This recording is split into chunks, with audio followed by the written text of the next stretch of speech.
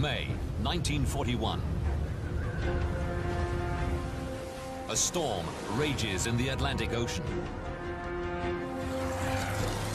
A squadron of antiquated biplanes take on the most powerful warship the world has ever seen. Bismarck. It seemed almost incredible to me to watch these ancient-looking planes flying against this fire-spitting mountain. At stake, the future of Europe. If Bismarck succeeds in her mission, the convoy system will collapse and Britain will surrender. It really is the pivot point of the Second World War. Disasters don't just happen. They're a chain of critical events. Unravel the clues and count down those final seconds from disaster.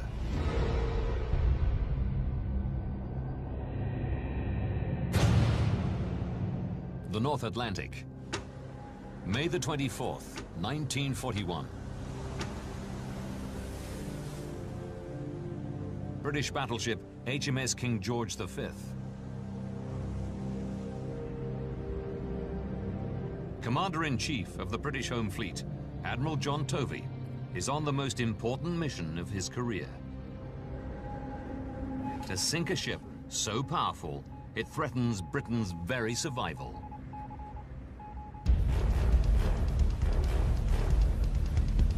Bismarck, the flagship of the German Navy.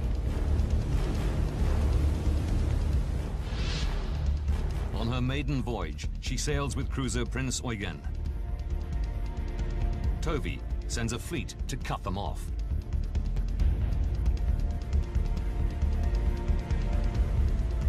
Leading is battle cruiser HMS Hood, symbol of Britain's ocean supremacy and pride of the Royal Navy.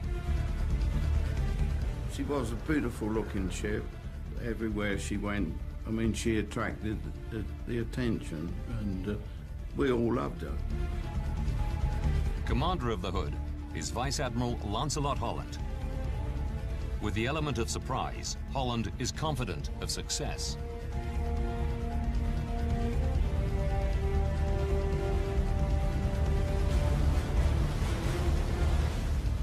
Bismarck and Prince Eugen are 30 kilometers north of the Hood.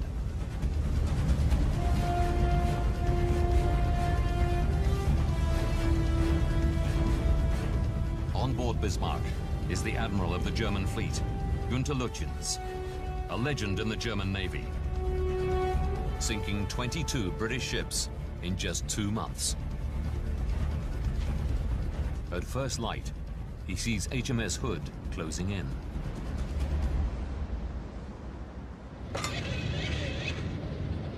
Zwei schwere Kreuzer. Halten weiter Fühlung.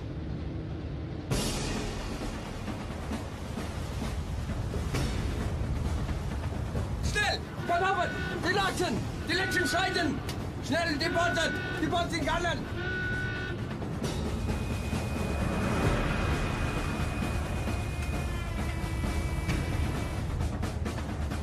The Hood opens fire.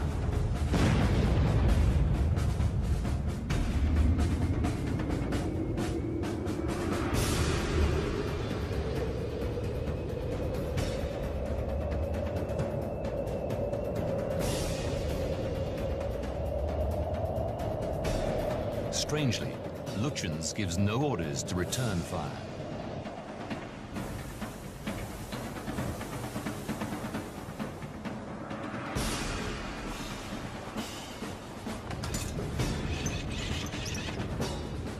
It's the captain, Ernst Lindemann, who takes control. Feuer frei!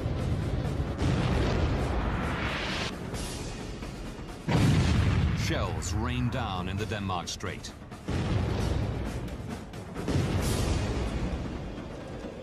One salvo hits the Hood, pierces 6 decks of steel.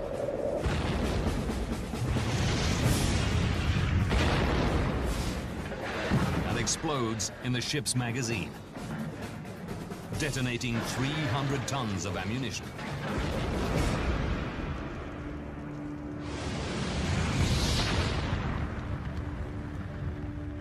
the huge ship splits in two and sinks in just 2 minutes. Over 1,400 sailors lose their lives, including Vice Admiral Holland.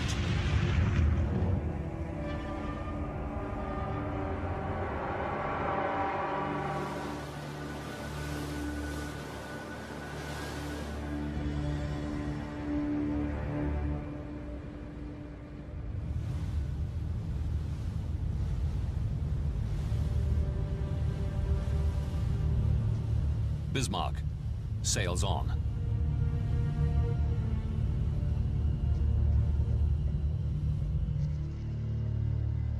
The news of Hood's demise radios across the world. The greatest battle cruiser in the world was HMS Hood. Her complement was 1,341 officers and ratings. All our sympathy goes out to the relatives of those gallant men who lost their lives when a shell from the new German battleship Bismarck exploded a magazine. They came over the Tannoy that the Hood had been sunk, and at that time it was one of disbelief, because we thought she was unsinkable and that there was no ship that could touch her. It's a matter of national importance. Bismarck must be sunk. Admiral Tovey calls on every available ship in the Royal Navy. British sailors face a daunting task. We knew that she was a formidable opponent, and most of her equipment was far superior to ours. With 88 guns, accurate over 35 kilometers, a top speed of 30 knots, and armor more than 30 centimeters thick, Bismarck is the most terrifying battleship ever built.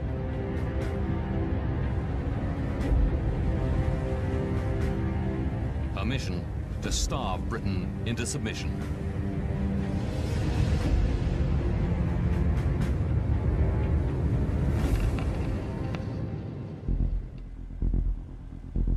And her target, the merchant navy convoys bringing supplies into the UK. They were bringing over not only oil, but food, tanks and planes from America to help us, because we, at that particular time, were on our own. The British know Bismarck's objective is these convoys. It is paramount she is stopped.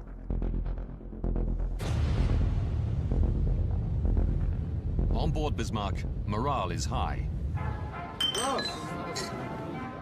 The crew celebrates sinking HMS Hood with extra food and cigarettes.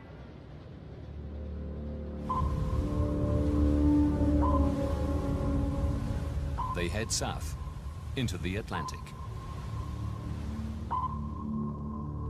Admiral Tovey's fleet follow. 2 ships have Bismarck within radar range. It's their job to track her through the night.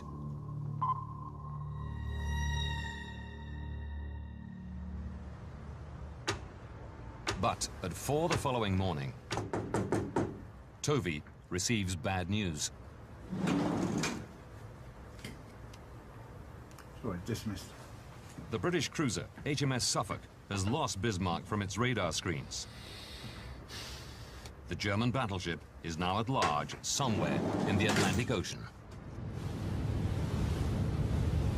We was on our way to intercept when we heard that they'd lost contact with her. She just slipped through the cordon and was free.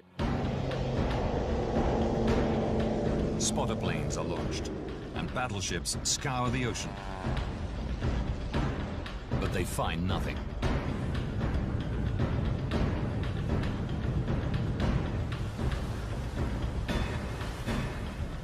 Then, a stroke of luck for the British. At 7 a.m., Admiral Lutyens breaks radio silence. He sends an update to German Naval Command, which is picked up at listening stations across the UK.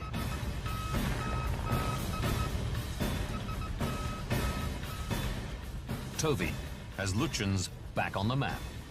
He orders his fleet north. The chase is back on. But Bismarck is sailing south towards occupied France.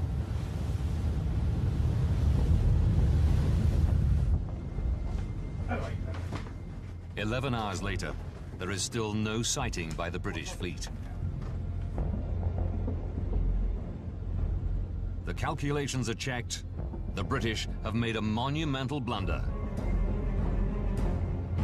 They're sailing in the wrong direction.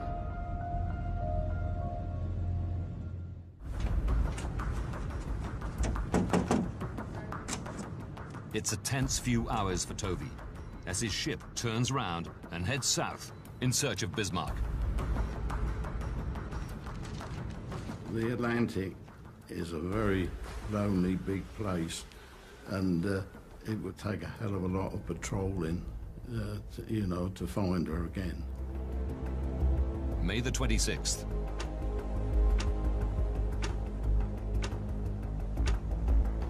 An RAF Catalina plane spots the Bismarck.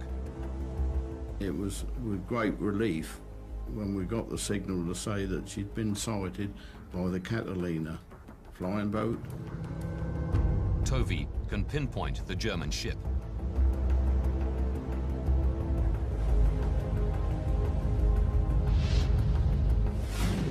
She is 18 hours from French waters and Luftwaffe support. He'll never catch her in time.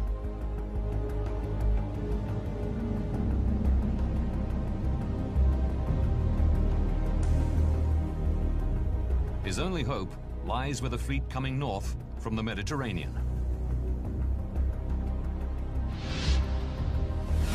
Among them, aircraft carrier HMS Ark Royal, with a squadron of Swordfish biplanes.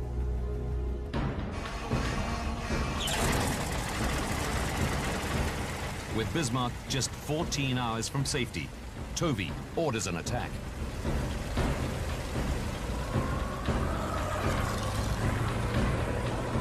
These lightweight machines take off into stormy skies.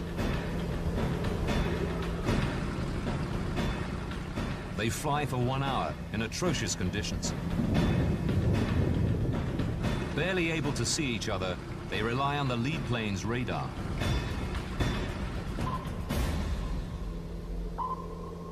There's a ship ahead.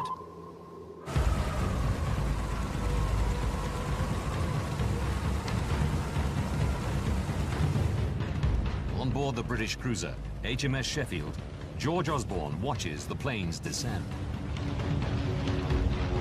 All of a sudden I looked up and I said to my pal, I said, they're going to attack us.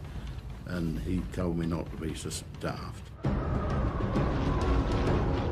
Unaware of the mistake, the pilots close in on one of their own ships. Torpedoes hit the water, armed with the latest magnetic detonators or pistols, and speed towards the Sheffield.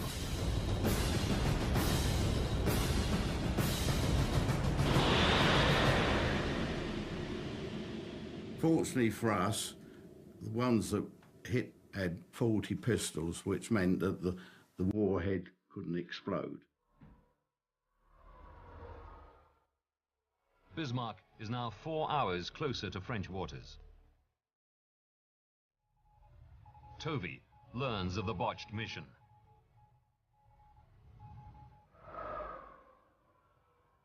The weather deteriorates. Flying conditions are near impossible, but he has no choice. He orders another aerial attack. Crews struggle to arm and fuel the Swordfish on a pitching deck.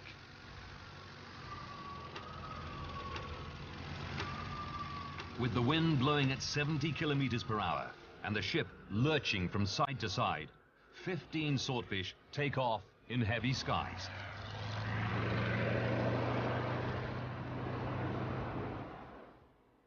Bismarck is 10 hours from air support. All Toby can do is wait.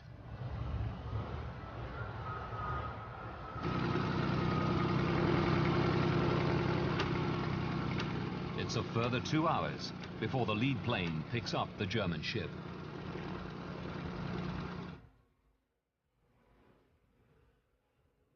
On board Bismarck, a gunnery officer, Lieutenant von Mühlenheim-Rechberg, hears the Swordfish approach.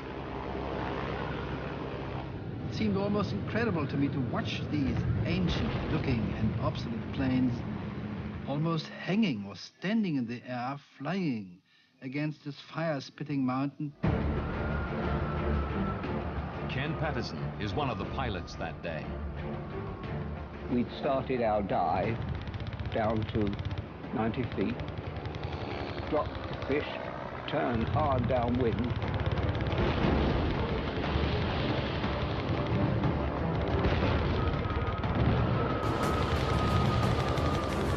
As we turned away, my observer, he looked over the side of the aircraft, astern, and saw our torpedo actually running. A single torpedo strikes the rear of the ship.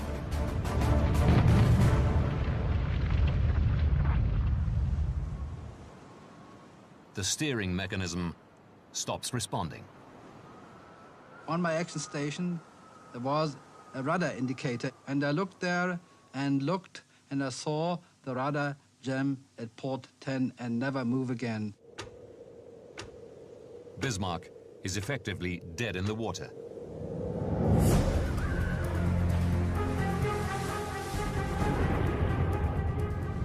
The enormous rudders are stuck and cannot be freed by the crew. Just a few hours from safe waters, and the German ship is reduced to sailing slowly in large circles. Lutyens and his crew can no longer outrun their enemies.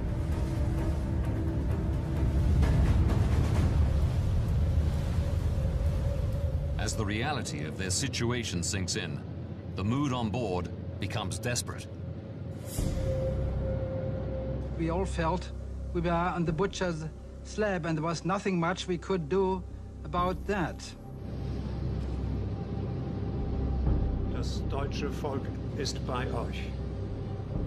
Und wir werden schießen, bis die Rohre glühen und bis das letzte Geschoss die Rohre verlassen hat. Für uns Soldaten heißt es jetzt, siegen oder sterben. The crew fear they cannot survive.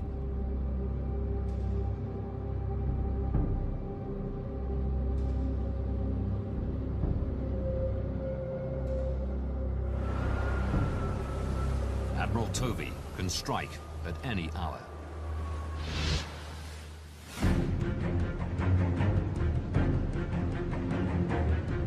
To reduce the risk of friendly fire, he waits until morning.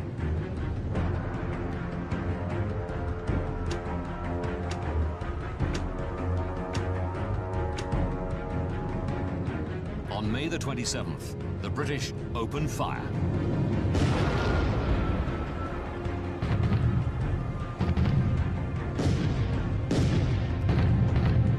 George Bell watches the battle unfold from HMS Dorsetshire. We opened fire at extreme range, something like about 16 miles.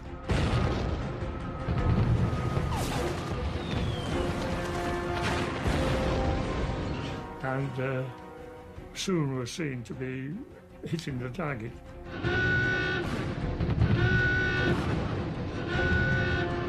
Within minutes, a hit destroys the command bridge, and with it, Admiral Lutyens.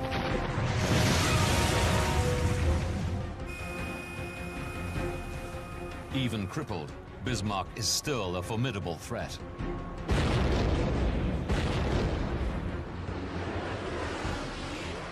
We heard the shells go over. She hadn't got the range of us, fortunately. The British ships close in. We fired 250 18 shells in that, something like probably about an hour.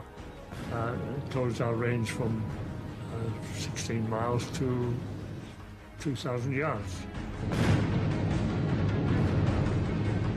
Despite 90 minutes of intensive bombardment, the German ship isn't sinking.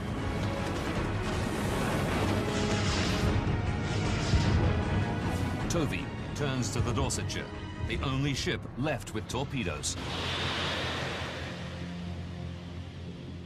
We fired 2 torpedoes at her, one which hit the Bismarck, but before we could fire the other one, she began to turn over.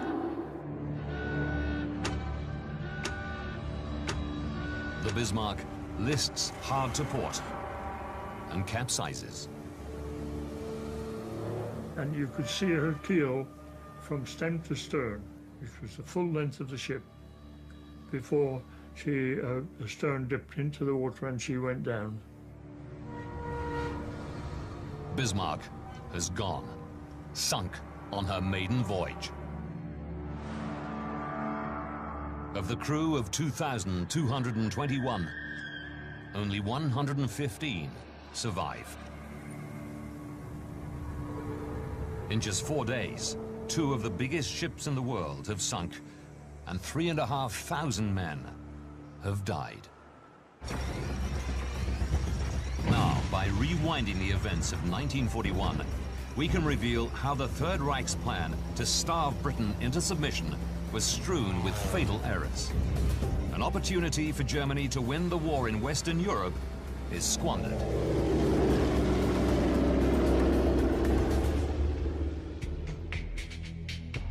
"70 years on, naval historian Andrew Lambert will uncover how the series of miscalculations by Germany seals the fate of Bismarck.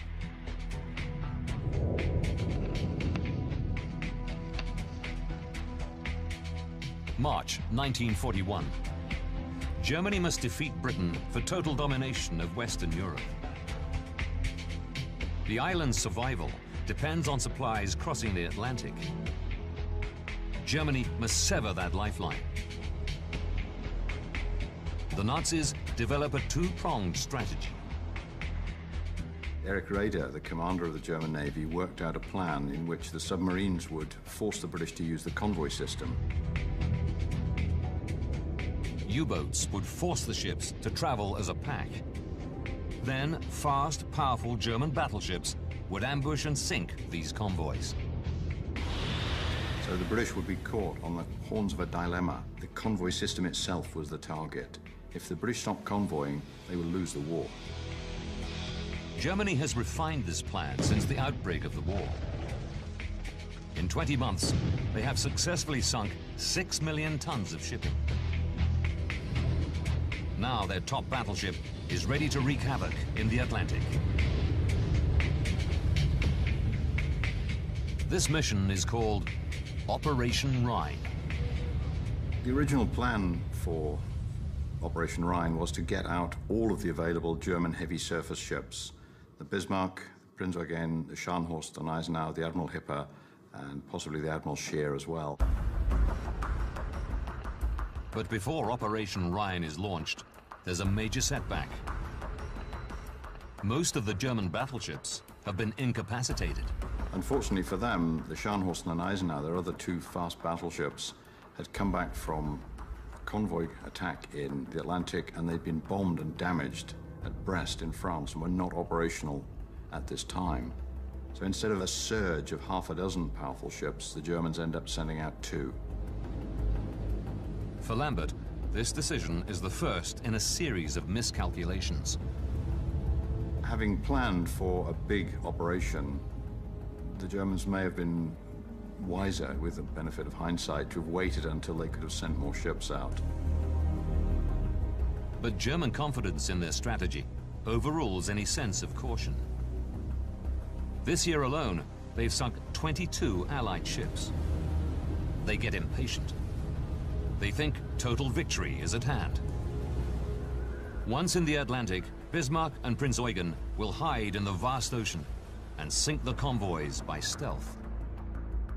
But first, they must navigate undetected around Britain. Again, they believe they have little reason for concern. The Germans had sent more than half a dozen missions into the Atlantic since 1939. Not one of them had been intercepted. So the Germans must have been fairly confident that this mission would get through as well. This is another miscalculation.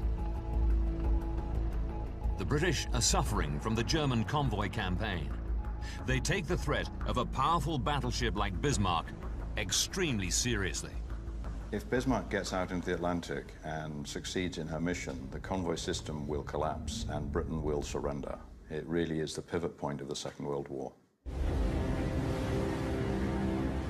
Bismarck, the largest battleship in Europe, must reach the Atlantic undetected. But Andrew Lambert believes that Germany fundamentally underestimated the British spy network. Because they occupied many countries, Denmark, Norway, France, Holland, Belgium, there were many people in those countries who were only too happy to pass intelligence to the British. It takes just 48 hours for news to reach the British.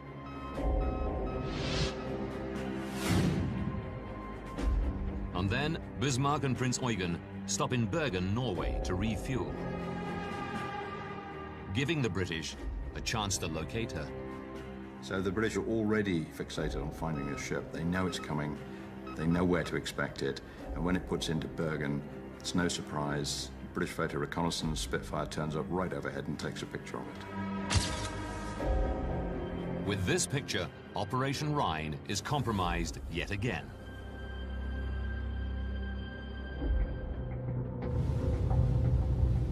Unaware his movements are known, Admiral Lütjens focuses on secretly slipping into the Atlantic. The weather takes a turn for the worse. It's the cover Lütjens has been waiting for. He sets sail before Bismarck's tanks are full, gambling that he'll be able to refuel later. I think it was a very good tactical choice. Getting into the Atlantic was the important thing. He had tankers in the Atlantic to refuel from. Those last few hundred tons of oil fuel were far less important than getting through the Denmark Strait without being intercepted. But Lütjens doesn't know his cover is already blown. He's sailing towards an ambush set by HMS Hood. It was now possible to put in place a plan that would secure an intercept on either side of Iceland. The interception of Bismarck as she tried to get into the Atlantic is exactly what the British planned. This puts Lütjens in a difficult position. He's under direct orders to avoid engagement with the Royal Navy.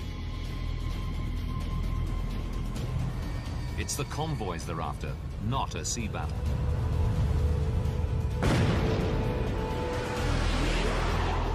When Hood attacks, Lütjens is frozen with indecision. He doesn't return fire. Then he's undermined by a lower-ranking officer, the ship's captain, Ernst Lindemann. Jan Witt has found evidence of friction in their relationship. You have to take into consideration that they saw the operation from different points of view. So the captain of a vessel is responsible for the tactics. So Lindemann was thinking tactically, while the admiral had to think strategically. Lütjens is focused on following orders. Lindemann's focus is the immediate future of his ship.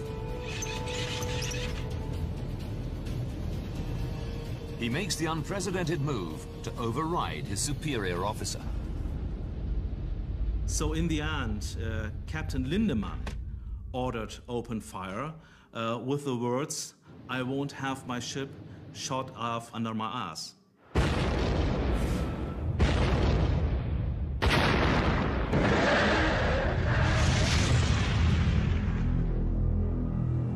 The Hood is sunk. But while Germany celebrates, Lütjens is thinking further ahead. He takes no satisfaction in the triumph. What's interesting is that Lütjens, far from being elated by his success, seems to have been depressed and demoralized by it, because he realized that having sunk the pride of the Royal Navy, it was fairly likely that the British would keep coming until they'd finished. Lutyens is aware the British will do their utmost to avenge the Hood. The destruction of the Hood is a morale catastrophe for the British, but it's not a disaster that leads to downheartedness. It leads to an instant desire for overwhelming revenge. To make matters worse, Bismarck has been damaged in the battle.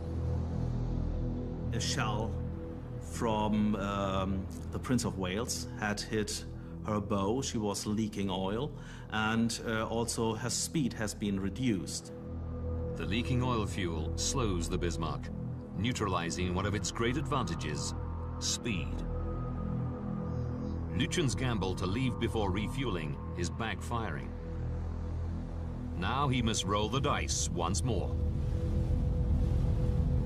He had to make up or come up with a decision whether to break off this operation or to go ahead.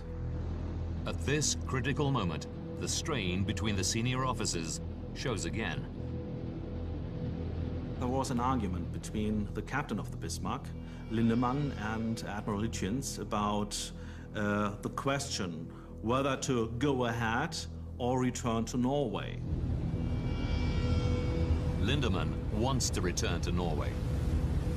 His priority is his ship. Lutyens is thinking of the greater mission.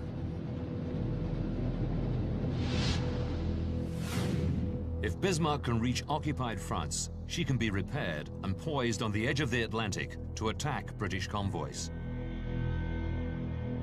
She wouldn't have to negotiate the treacherous Denmark Strait again. In the end, Lutyens overruled Lindemann and ordered going ahead, trying to reach the French ports. For Lambert, this decision is vital to the future of Bismarck. He could have gone home. He chose not to. That's a major, major mistake. Lutyens believes he can make the safety of France without being caught, even though he knows the British are on his tail. He can hear their radar signals, but he misunderstands the capabilities of this new technology. Lutyens was still hearing the radar emissions from HMS Suffolk, so as far as he was concerned, the British still knew where he was. What Lutyens doesn't understand is that the radar signals he can hear never make it back to the British, because their ships are too far apart.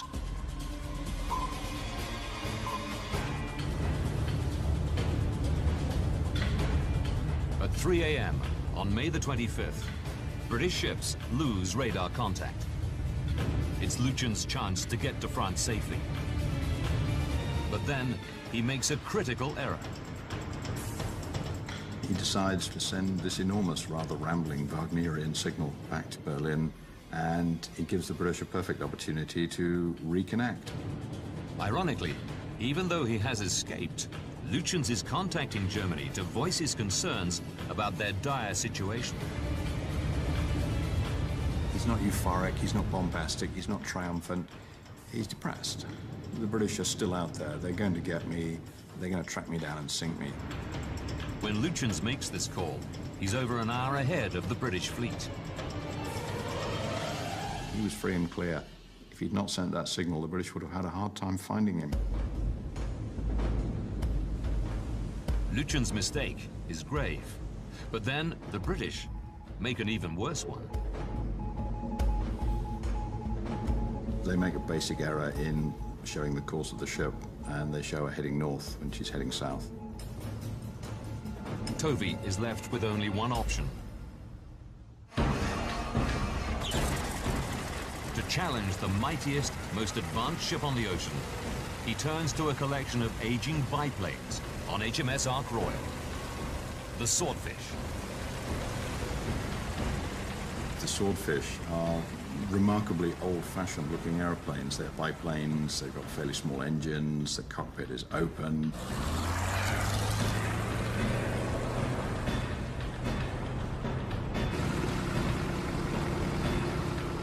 this vast difference in technology between ship and plane becomes Britain's trump card. Bismarck's mighty anti-aircraft guns are too advanced for these antiquated planes. The German gunnery officer reported that their anti-aircraft systems couldn't be put on such a slow setting as the Swordfish. They were expecting planes to fly at 150 miles an hour, and the Swordfish flew at 80. And so they were always firing too far ahead of the target, so they did very little damage to the Swordfish and shot none down. All torpedoes are dropped. They race towards the heavily armored hull of Bismarck. But even the most powerful ship in the ocean has an Achilles heel. You have to understand that the rudder and the propellers are the weak point of every ship. There is virtually no possibility to protect it by armor or something like that. Bismarck's only option is to try to outmaneuver the torpedoes. Captain Lindemann orders a sharp turn to port. His plan to dodge the approaching torpedo. But instead, he exposes the vulnerable steering mechanism. When the torpedo hit, the Bismarck was maneuvering, so it was simply bad luck that one of these torpedoes hit there. Bismarck's rudders turn to port. The fatal torpedo strikes. It detonates behind the steering gear room. Damage to this section jams the rudders. The force of the explosion sends a shockwave along the length of the ship. Bismarck is now unmaneuverable. The torpedo hit in the Swordfish strike stops the Bismarck and sets up the final battle in which he'll be destroyed. It is the turning point of the whole chase. There isn't any more mistakes that can be made. They're going to be sunk. It's just a question of how long it takes. On the morning of May the 27th, Bismarck's fate is sealed.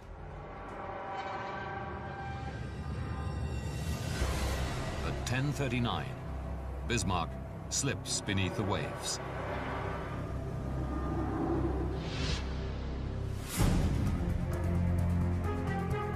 Her first mission lasted little more than a week. She sank Britain's biggest battlecruiser and outmaneuvered enemy radar. But the world's most advanced ship is ultimately defeated by slow-moving and outdated aircraft. The operation was strewn with bad luck and fatal decisions. But Andrew Lambert believes that the greatest error was not made at sea. The mission was doomed before Bismarck left port, and the blame goes right to the top.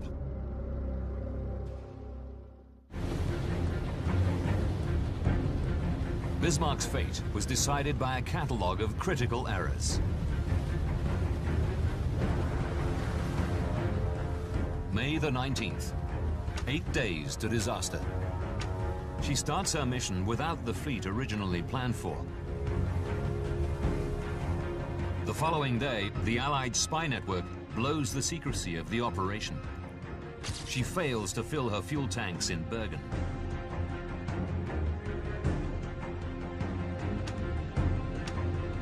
Three days to disaster. Lütjens decides to head for France rather than return home. And then radios Berlin, disclosing his position to the British. 13 hours to disaster. A fatal maneuver during the Swordfish attack results in her steering being disabled.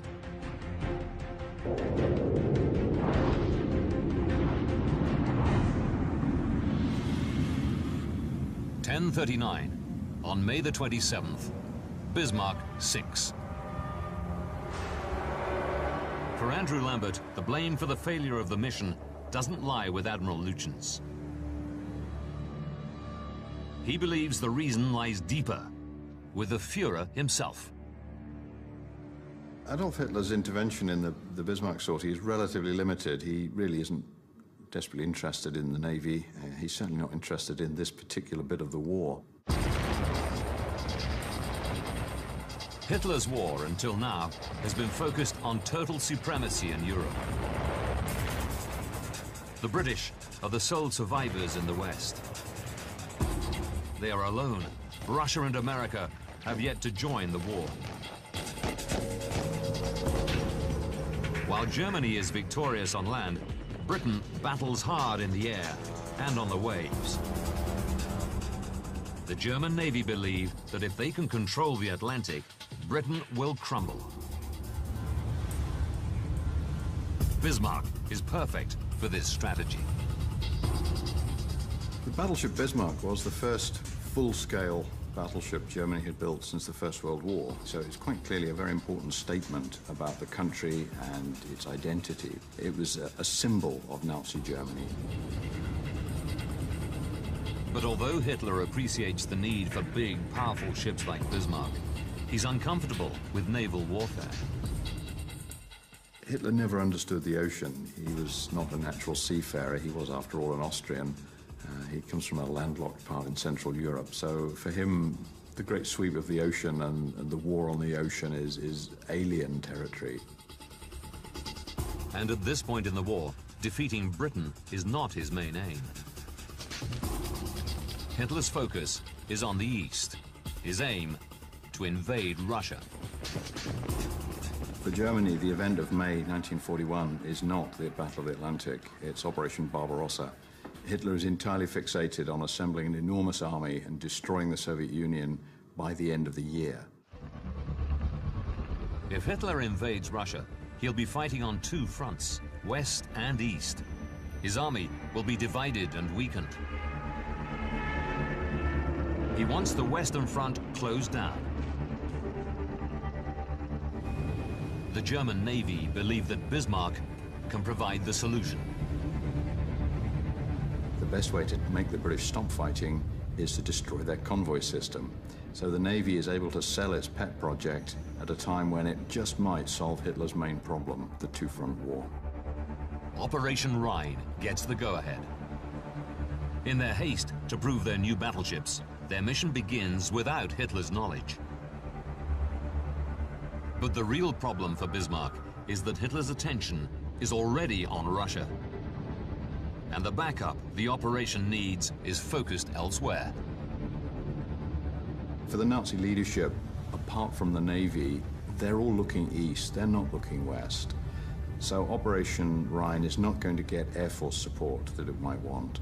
It's not going to be tied into other operations. So the Bismarck is operating with very little support, even from the submarine force. Britain had controlled the whole empire through mastery of the waves. But Hitler ignores this lesson. Bismarck leaves woefully under-supported.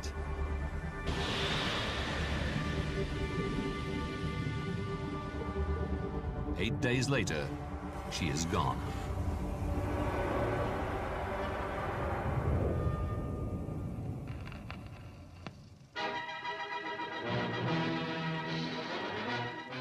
And then next day came the glorious news that the Bismarck had been sunk. From the moment Churchill announced the sinking of the Bismarck in the House of Commons, there was an enormous sense of relief. This is the darkest moment in Britain's Second World War, and the successful destruction of the Bismarck is absolutely critical to overall Allied victory. That 1 week in May 1941 was pivotal to the Second World War. If Bismarck had succeeded and Britain surrendered, there would have been no bridgehead for the Anglo-American liberation of Europe. When Bismarck sank, the Germans lost their opportunity to beat Britain and ultimately win the war.